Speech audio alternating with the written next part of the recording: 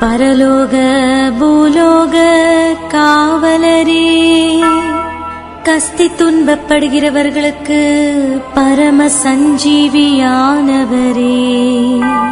பாவிகளின் தஞ்சமே, உமது இன்பமான சந்நிதானம் தேடி வந்தோம்.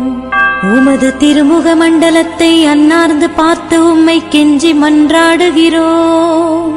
மகா சிரவணம் பொருந்திய புனித அந்தோணியாரே, சூரத்தனம் உள்ள மேய்ப்பரே, பசாசுகளை மிரட்டி ஓட்டுபவரே, திருச்சபையின் கருணையின் கண்ணாடியானவரே, இவ்வுலகில் எங்கள் ஆதரவும் நீரல்லவோ, எங்கள் தஞ்சமும் நீரல்லவோ, எங்கள் சந்தோஷமும் நம்பிக்கையும்